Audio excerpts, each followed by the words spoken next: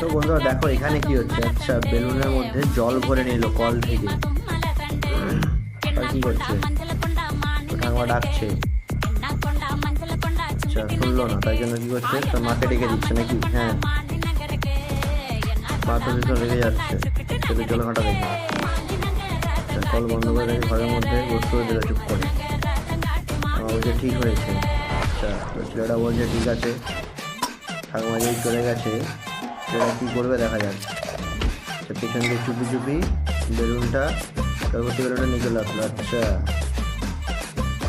ও ভাই, ঠাকুমা চেয়ারে বসতে গেল, সেই চেয়ারে জল ভর্তি বেলুনটা দিয়ে দিয়েছে, কিন্তু ঠাকুমা তো বুঝতে পেরে গেছে।